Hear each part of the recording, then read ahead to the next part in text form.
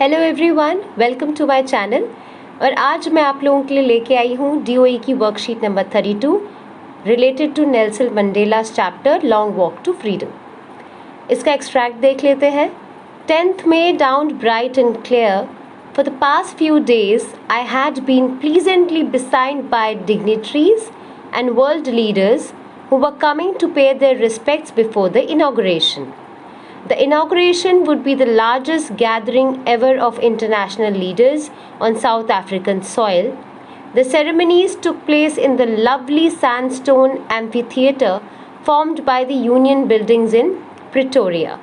For decades, this had been the seat of white supremacy, and now it was the site of a rainbow gathering of different colors and nations for the installation of South Africa's first democratic non racial government. इस particular paragraph में आपको बताया गया है कि 10th मई 1994 को एक बहुत ही ब्राइट और सनी डे था और उस दिन वर्ल्ड के बहुत ही फेमस लीडर्स, VIPs, डिग्नेटरीज वहाँ पर मौजूद थे। साउथ अफ्रीकन सॉइल पर फर्स्ट टाइम इतनी लार्जेस्ट गैदरिंग थी, इतने सारे लोग थे क्योंकि वो लोग आए थे उस ख़ास मौके को देखने के लिए कि आफ्टर डेकेड्स, न जाने कितने सालों से जो वाइट स्किन्ड लोग जो रूल कर रहे थे साउथ अफ्रीका पे, उस एक बॉन्डेज को तोड़ते हुए first time a black skinned person is going to take oath as the president of South Africa. That is none another than Nelson Mandela. और अब ये बहुत ही खूबसूरत दिन था जहाँ पर साउथ अफ्रीका के अंदर फर्स्ट टाइम एक democratic non racial government oath लेने वाली थी, जहाँ पर ना कोई डिस्क्रिमिनेशन था, ना ही लोगों के साथ कोई भेदभाव, और फर्स्ट टाइम इस तरह का दिन वहाँ पर आया। On the lovely autumn day I was accompanied by my daughter Zenani. अब उस खूबसूरत दिन पर, ऑटम का दिन था, और वो उनको अकम्पनी किया उनकी बेटी ने, ज़नानी ने।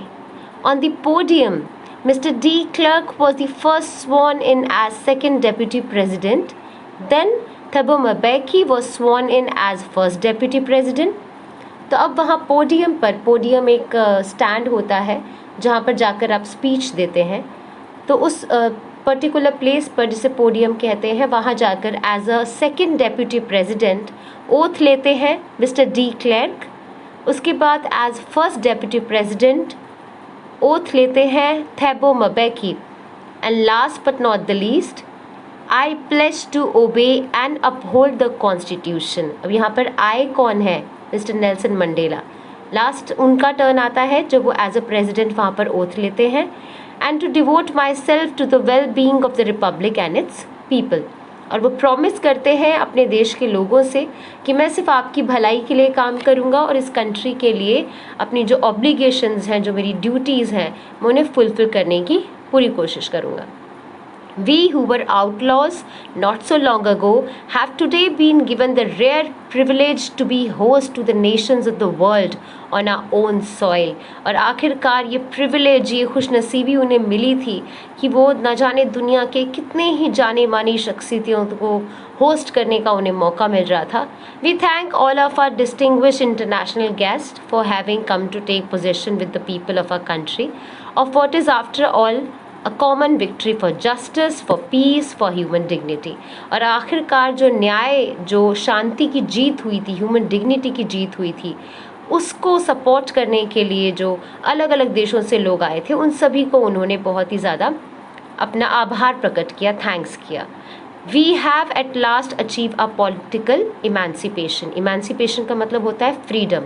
और आखिरकार ब्लैक स्किन्ड लोग जो थे, डिस्पाइट ऑफ द बॉन्डेजेस, जो उनको बंदिशें मिली हुई थी, पॉवर्टी की सफरिंग्स मिली हुई थी, जो कलर के ऊपर या जाति की वजह से उनके साथ जो भेदभाव होता था, डिस्क्रिमिनेशन होता था, उन सब से उठकर आखिरकार उन्होंने एक आज़ादी पा ली थी। Emancipation is freedom. Never, never and never again shall it be that this beautiful land will again experience the oppression of one by another। और फिर वो कहते हैं कि आज के बाद कभी भी इस खूबसूरत धरती के ऊपर कोई एक इंसान किसी दूसरे इंसान को सप्रेस नहीं करेगा, दबाएगा नहीं, ऑप्रेस नहीं करेगा। And the sun shall never set on the glorious and a human achievement. God bless Africa. यहाँ पर कुछ क्वेश्चन आंसर्स दिए हैं, इसका सोल्यूशन देख लेते हैं। फर्स्ट क्वेश्चन है who were coming before the inauguration. Inauguration के लिए कौन कौन आया था? So the answer is dignitaries and world leaders were coming before the inauguration. Second question is where did the ceremony take place? The inauguration ceremony took place in the amphitheater formed by the Union Building in Pretoria. तो amphitheater क्या होता है? amphitheater basically एक open space होता है जिसके चारों तरफ जो होते हैं वो sloping साइड्स बनी हुई होती हैं, ठीक है, और इट्स ओपन स्पेस। वहाँ पर पोडियम लगाया गया था और वहाँ पर जो फर्स्ट प्रेसिडेंट थे हमारे black skin president Nelson Mandela ने ओथ लिया था। तो ये इसका रीज़न भी था यहाँ पर, और यूनियन बिल्डिंग्स ने यहाँ पर इस एम्फी थिएटर को फॉर्म किया था। Third question is who accompanied Nelson Mandela on the inauguration. अभी हमने पढ़ा नेल्सन मंडेला को एकम्पनी किया था उनकी डॉटर जनानी ने at the time of inauguration. What does we refer in the first line of the passage? So we refer to the people of South Africa in the first line of passage. जबकि second paragraph में जहाँ पर वो आई word का use करते हैं कि last में मैंने ओथ लिया, तो यहाँ पर आई नेल्सन मंडेला थे।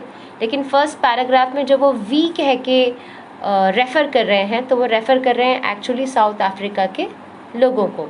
सो the answer of the question is we refer to the people of South Africa in the first line of the passage. Now the next question is, what did the people of South Africa achieve at last?